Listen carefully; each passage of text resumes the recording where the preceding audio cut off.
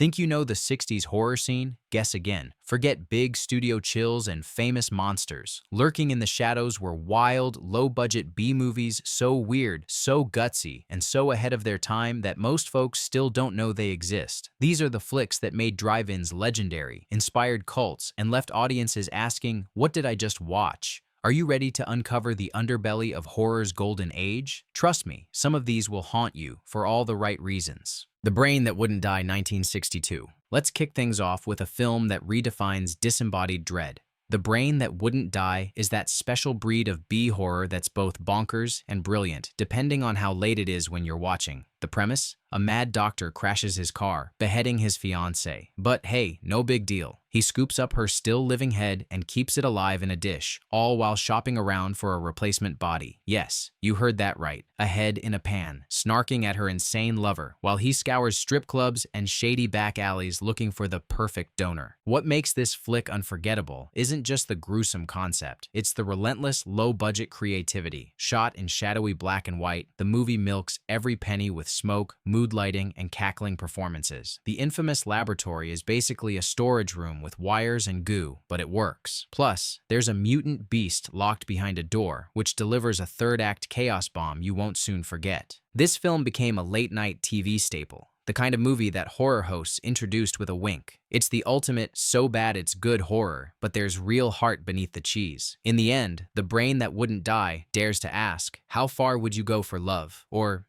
mad science. Carnival of Souls, 1962. If you've never experienced the eerie, dreamlike terror of Carnival of Souls, prepare to have your sleep ruined. Made on a shoestring by industrial filmmaker Herc Harvey, this movie practically invented the haunted liminal space. The story is deceptively simple. A young woman, Mary, survives a car accident and tries to start over in a new town, but she's plagued by ghostly visions, strange music, and a feeling she doesn't quite belong in the world of the living. Filmed in the windswept ruins of Saltaire Pavilion in Utah, Carnival of Souls oozes atmosphere. Every frame is thick with fog, shadow, and a sense of something watching from just off screen. The soundtrack is all creepy organ music, and the pacing is slow burn perfection. The real magic? The way it gets under your skin. There's no gore, but there's plenty of chills. Mary's alienation feels disturbingly real, and those silent, grinning ghouls? Good luck shaking them. Overlooked for decades, Carnival of Souls slowly built a cult following thanks to late-night TV and bootleg VHS tapes. Today, it's recognized as a masterclass in low-budget horror, cited by everyone from George Romero to David Lynch as a major influence. If you want a film that proves B-movies can be art and that sometimes the scariest ghosts are the ones you can't quite see, Carnival of Souls is a must. Spider Baby, 1967. Time to get real weird. Spider Baby is pure midnight movie madness, a twisted family nightmare that somehow manages to be funny, scary, and oddly touching all at once.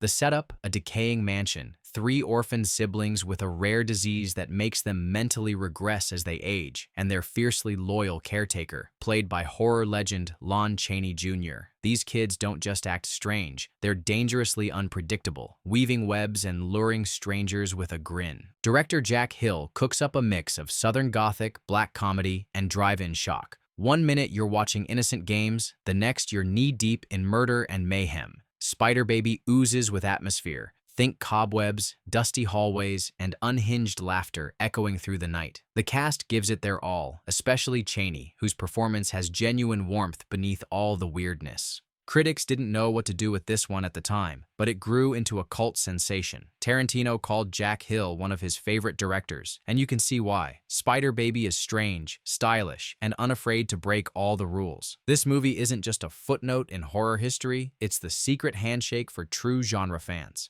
The Undertaker and His Pals, 1966. If you think horror can't have a wicked sense of humor, you haven't seen The Undertaker and His Pals. This isn't just a B-movie, it's a black comedy cooked up by maniacs, and it's proud of it. The plot is gleefully twisted. 3 biker pals team up with a creepy Undertaker to drum up business by creating a few extra corpses. Every time someone's killed, the local diner just happens to feature a brand new special on the menu. Coincidence? You wish. What makes this flick stick in your brain is its sheer nerve. The movie goes for broke, mixing blood, gags, and groan-worthy jokes at a pace that barely lets you catch your breath.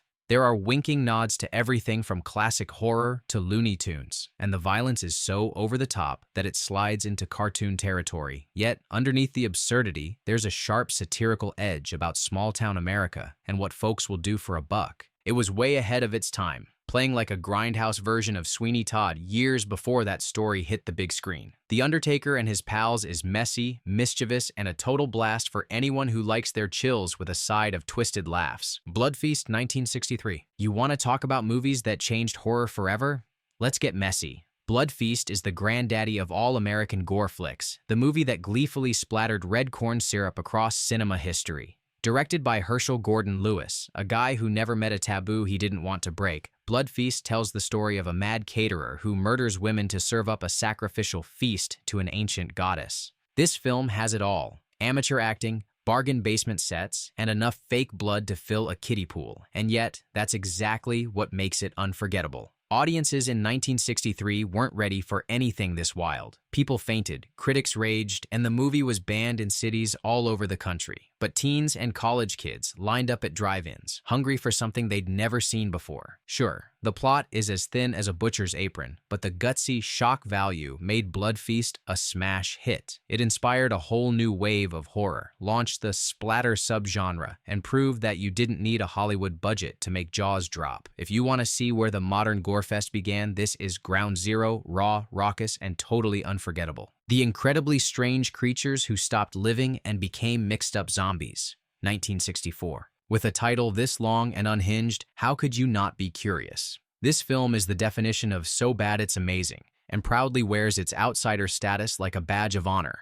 Directed by Ray Dennis Steckler, who also stars under the name Cash Flag. Seriously, this is a wild ride through a carnival of madness, hypnotic dancers, and yes, some of the strangest zombies you'll ever see. The plot follows a hapless guy who visits a seedy carnival, crosses paths with a wicked fortune teller, and winds up brainwashed into a homicidal maniac. What unfolds is a kaleidoscope of jittery camera work, frantic dance numbers, and zombie attacks that are more weird than terrifying. Everything feels like a fever dream, improvised, awkward, and yet totally hypnotic. You never know what's around the corner: a fire eater, a girl in a bird costume, or a zombie with a painted-on mask. Critics called it the worst film ever made, but audiences embraced its campy chaos.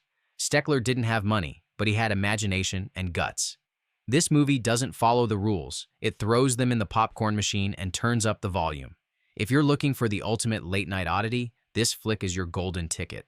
Watch it with friends and dare each other not to blink. The Flesheaters 1964. Sun, sand, and microscopic monsters. That's The Flesheaters in a nutshell. On the surface, it starts like a classic beach survival flick. A stranded pilot, his troubled passenger, and a mysterious scientist get marooned on a remote island. But things go haywire fast when the group discovers the water is crawling with flesh-eating microbes designed for a secret government experiment gone off the rails. This movie pushes the B-horror envelope with practical effects that are jaw-droppingly gruesome for their time. The titular flesh eaters are shown as swirling black blobs that melt skin and devour victims with a vengeance. Director Jack Curtis doesn't shy away from the gore, making this one of the earliest American films to go full throttle with body horror. The cast, especially Martin Kosleck as the sinister scientist, dives in headfirst, making the most of every melodramatic line. The Flesh Eaters might not have had a Hollywood budget, but its inventive style and relentless tension set it apart. It feels like the evil twin of a lost Twilight Zone episode, fun, freaky, and surprisingly clever. For a movie shot in just a few weeks on Long Island, it packs a punch that's still being felt in horror circles today.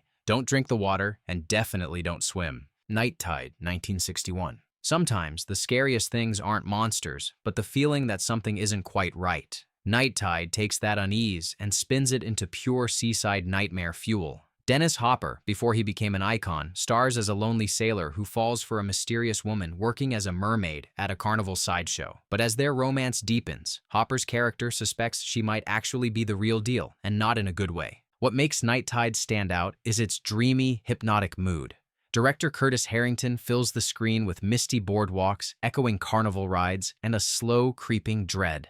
The film is as much a love story as a horror tale, but the tension never lets up. Is the mermaid a supernatural killer, or is Hopper just losing his grip on reality? The movie never tips its hand too early, keeping you guessing right up to the final shot. Night Tide wasn't a big hit when it was released, but it's aged like fine sea salt. Later generations discovered its haunting vibe and poetic weirdness, cementing its place as a cult classic. If you're tired of jump scares and want a horror movie that feels like drifting into a haunted dream, this is one you'll want to revisit. The Horror of Party Beach, 1964. Every era gets the monsters it deserves, and in the 60s, that meant mutant sea creatures gate-crashing the wildest beach party of the year. The Horror of Party Beach is one of those movies that practically dares you to laugh at it, and then wins you over with its sheer audacity. Radioactive waste gets dumped in the ocean, and suddenly, rubber-suited monsters with hot dog bun mouths start dragging teenagers into the surf. If you think Jaws is scary, wait until you see these creatures dance. Set to a non-stop soundtrack of surf rock and doo-wop, the movie never lets you forget it's here for a good time. There are campy musical numbers, go-go dancers, and dialogue that sounds like it was written on a dare. The monsters themselves are so goofy that they circle back around to being oddly charming. It's almost as if someone mashed up beach blanket bingo with a late-night creature feature, and somehow it works. Critics hated it, of course, but audiences turned it into a midnight favorite. Today, The Horror of Party Beach is pure drive-in gold. So silly, so earnest, and so much fun you can't help but cheer when another monster shows up to ruin someone's tan. Who needs Oscar winners when you've got this much weirdness? The Satist, 1963. Now for something truly intense.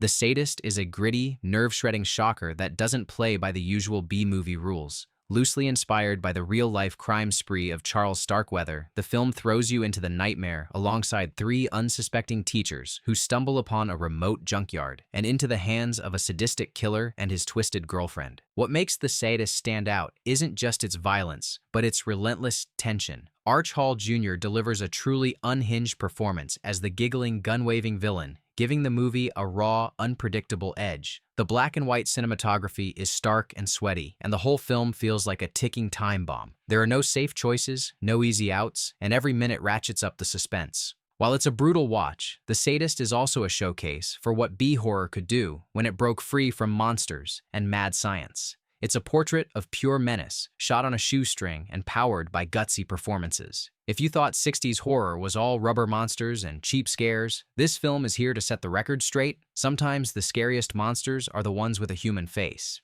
The Astro Zombies, 1968. Strap in, because the Astro Zombies is what happens when mad science, alien paranoia, and garage rock all crash into each other at top speed. Directed by Ted V. Michaels and starring horror legend John Carradine, this movie gleefully mashes together every sci-fi and horror trope it can find, then tosses them into a blender set to pure chaos. The plot? A disgraced scientist creates mindless cyborg killers using transplanted human brains, solar power, and whatever wild ideas were left on the cutting room floor. Astro Zombies doesn't care about logic. The story lurches from secret lairs to car chases to scenes where women are stalked by monsters wearing plastic masks and dollar store jumpsuits. And somehow, a criminal organization led by the unforgettable Tura Satana gets involved, because why not? This is the kind of movie that's so all over the place, you keep watching just to see what bizarre twist comes next. It's messy, it's loud, and the music is so manic it could wake the dead. While critics ran screaming, drive-in audiences lapped it up, and for good reason. The Astro Zombies is the ultimate "how did this get made?" flick, the sort of movie that launched 1,000 midnight screenings and inspired punk rock bands decades later. It's trash cinema at its most entertaining, and honestly, that's a badge of honor. The Devil's Hand, 1961. Ever wish your local neighborhood cult had a groovy lounge and a sinister secret? Enter The Devil's Hand, a B-horror trip through the world of mysterious dolls, hypnotic dreams, and one of the oddest secret societies to ever grace the screen. The story kicks off with Rick, a regular guy plagued by visions of a beautiful woman and a spinning doll, only to discover she's real, and her family runs a sinister cult right in the middle of Los Angeles. What follows is a feverish blend of voodoo rituals, black robes, and supernatural mind games.